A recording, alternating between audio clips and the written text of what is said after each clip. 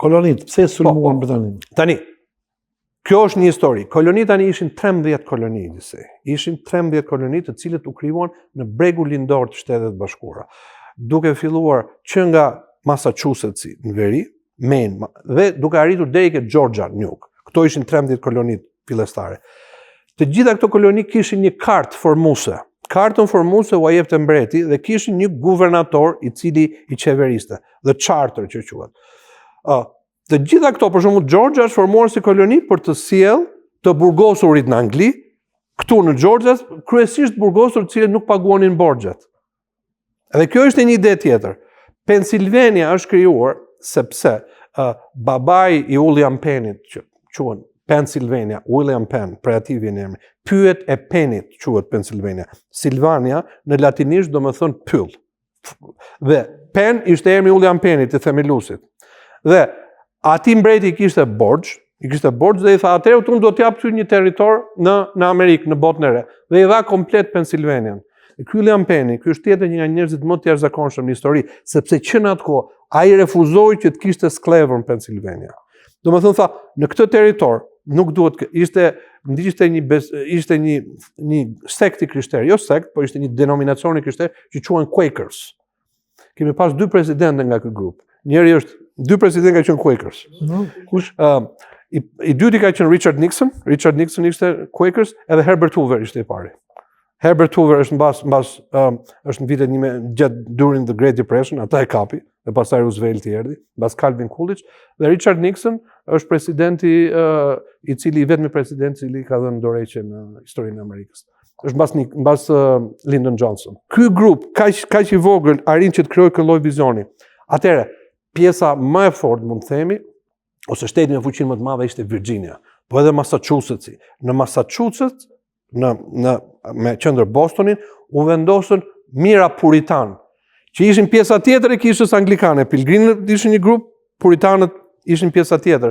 Dhe ata bën gjithë këto ideat, për shembull, një nga ideat e tyre përmend edhe Reagan në fjalimet e tij thotë që ne jemi si qytetin Koder dhe sytë e gjithë botës janë mbi ne. Që në fakt është shprehje që ka thënë Krishti, domethënë, ju jeni si lampa në Koder, qytetin Koder dhe sytë e gjithë botës janë mbi ju, kështu që ju duhet të reflektoni besimin tuaj dhe ta përhapni atë në botë. Kështu që këto ishin ato 13 kolonit dhe kolonit u ngritën në luftë. Në një moment caktuar, tani këta ishin gjithë qytetarë britanik. Qytetarë të zellshëm britanik besonin në idealet e kurorës britanike, besonin në idealet britanike. Ne duhet të thënë që Britania ose Mbretëria e Bashkuar, Great Britain, ishte në një nivel jashtëzakonisht zhvilluar të kohës, sidomos nga ana të drejtave. Në vitin 1214, kohë përpara se sa ndodhin këto ngjarje, ishte nënshkruar 1215 metra, është nënshkruar që quhet Karta e Madhe, Magna Carta, e cila ja kufizonte mbretit fuqinë dhe u jepte drejta të gjithë qytetarëve. Domethënë Anglia, që në shekullin e 13, fillimin e shekullit 13, kishte arritur pa nga pak, po shkonte deri asaj që quhet monarki kushtetuese. Domethënë, jo që mbreti tjetër absolut do të vendosi për diçka. Ishte marr pushteti mbretit sepse konsideroi që pushteti mbretit mund të kthehet në abuziv, mund të kthehet në pushtet i cili sundon të tjerët, mund të bëhet tirani. Dhe të gjithë qytetarët britanikë, ata që jetonin në Angli, po edhe ata që jetonin këtu, që kryesisht kishin ardhur prej andej, ata kishin të njëjtin mentalitet, e dinin se kush ishin të drejtat e tyre. Dhe këto të drejta nuk mund dhunoheshin. Tani, në një moment, për shkak të luftrave, Anglia ishte në luftë me Francën, ajo quhet lufta 7 vjeçare në Evropë, këtu në Amerikë quhet lufta franceze dhe indiane. Nga viti 1756 deri në vitin 1763. Këtu kemi edhe George Washingtonin, ka luftuar në atë luftë. Për shkak se, domethënë, kjo luftë rënoi kapacitetet dhe rënoi edhe arkën, mori shumë sterlina, pound nga fondi mbretit, ata vendosën tani që të fillonin një sistem të ri dhe t'i taksonin këta kolonët britanik, në shtetas britanik që jetonin këtu. Dhe kjo është shkëndija e parë, sepse këta kolonët që ishin këtu, ishin plotësisht pakënaqur, sepse këta thoshin që ne po taksohemi nga Britania, por ne nuk kemi përfaqësues në parlamentin anglez. Dhe dele o teoria e famshme, ose ajo që është zjarri, shkëndija e revolucionit që quhet taksim pa përfaqësim. Taxation without representation. So, e gjithë lufta që kolonët këtu po bënin, antarët domethënë qytetarët të këtyre kolonive, ishte që ata të kishin përfaqësuesit e tyre në Parlamentin Britanik dhe Britania mos t'i taksonte ata dhe mos merrte hapa të cilat ishin kundër vullnetit të tyre, pa patur këta drejtë që ngrinin zërin në Parlamentin Britanik dhe thoshin kjo nuk është e drejtë. Tani kur ora britanike thoshte që ne ju përcaktojmë, u kishte caktuar këtyre kolonive ca njerëz nga Anglia, nga disa county atje, këta thoshin ne duam që të jetë tu prej nesh, që të jetë nga shtetet, nga kolonitë në atë kohë. E do të patë parasysh që Amerika në atë kohë kishte 2.500.000, 2.600.000 njerëz. Dhe nuk është ky kom gjigant që kemi në sot. Ky kom gjigant që aktualisht ka rreth 350 milion banor. Ne filluam që ta zhvillonin, po, 2.500.000, mund të thush sa pak më shumë se Shqipëria, çka ngelur Shqipëria sot. Nga këto 13 koloni që ishin. Kështu që pak nga pak atëre kjo fryma popullore, ose kështu fillojnë gjithë revolucionet, kështu fillojnë gjithë lëvizjet, se kemi lëvizje edhe në vende të tjera tani në momentin që po flasim, ose në vendin tonë më të dashur, le të themi. Fillon nga një moment dhe ato zhvillohen më tepër. Tani në atë kohë, në Amerikë, kishte edhe njerëz të cilët, domethënë, britanik të pakënaqur nga sistemi, kishte njerëz nga Karajibet, një njeri shumë i madh, jashtëzakonshëm që jetonte në atë kohë, që ka shkruar një pamflet që ka ngritur zemrat e njerëzve. Pamfleti quhet The Common Sense, sensi i zakonshëm. Quhet Thomas Paine. Dhe i shkruajti një pamflet jashtëzakonshëm që u lexua masivisht, në cilën e thoshte se pse Amerika duhet shkëputet nga Britania. Fillon me atë shprehjen, këto janë kohrat që provojnë shpirtat e njerëzve. These are the times that try men's souls. Domethënë, ky është momenti në cilin ne duhet ngrihemi. Tani, popullsia e përgjithshme këtu që ishte në atë kohë, ishte e ndarë në grupe. Një grup ishin ata që quheshin patriotët. Ata kishin ndarë mendjen, ne duhet të shkëputemi nga Anglia. Sepse jo vetëm kaq, nuk ishte vetëm taksimi, po filluan gjërat shkonin njëra mbas tjetrës. Anglezët vendoshin një taks tjetër që quhet taksa e pullës.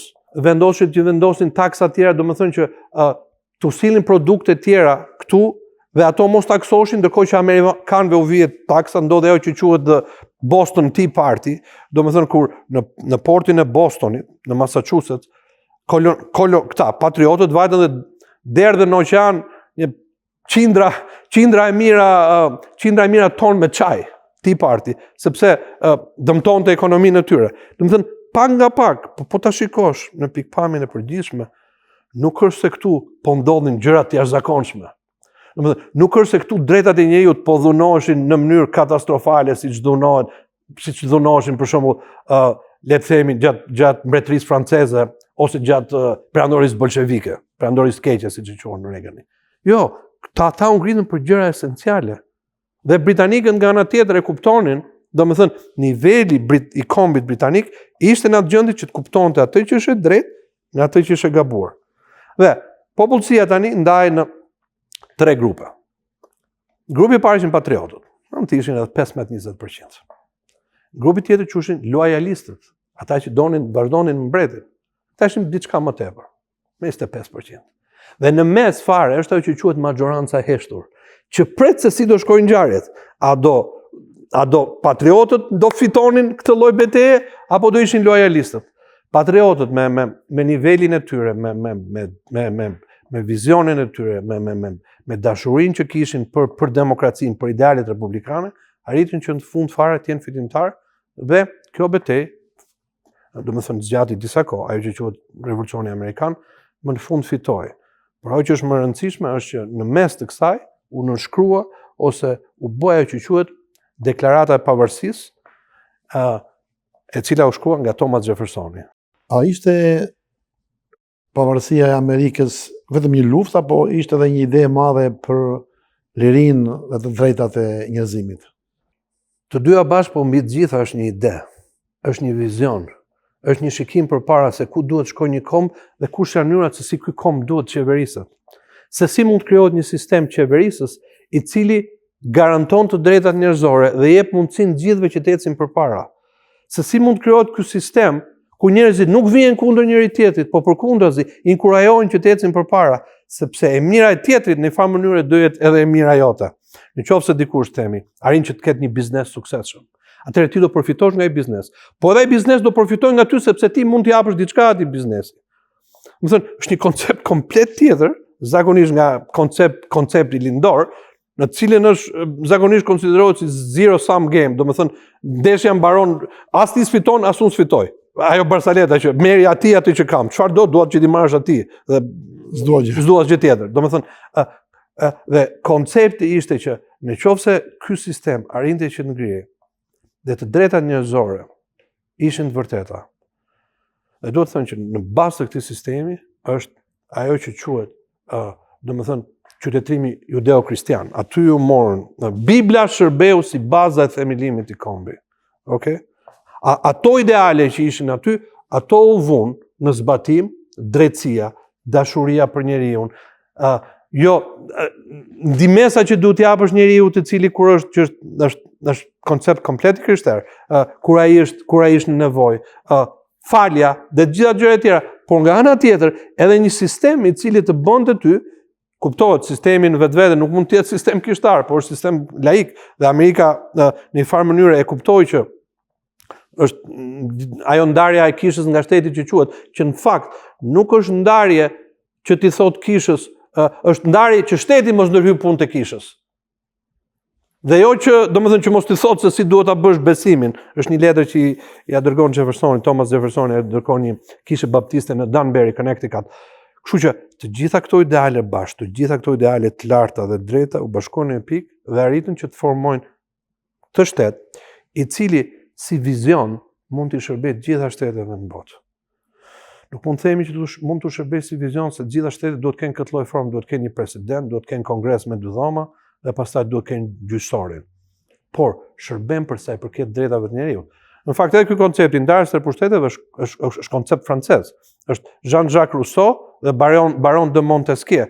Ata janë ata që kanë formuar idenë që një pushtet nuk mund t'i marrë të gjitha.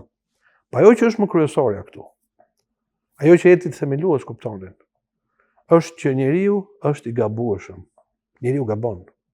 Kështu që në asnjë mënyrë nuk duhet lënë pushtetin në dorën e një njeriu të vetëm. Domethënë, koncepti ndryshëm me konceptet evropian, sidomos me konceptin marksist, komunist, ku njeriu i ri transformohet dhe kujton që njeriu i ri do bëj botën. Jo, eti themelues kuptonin që natyra njerëzore është e rrëzuar dhe natyra njerëzore do tentojë që të marrë pushtete që nuk i meriton.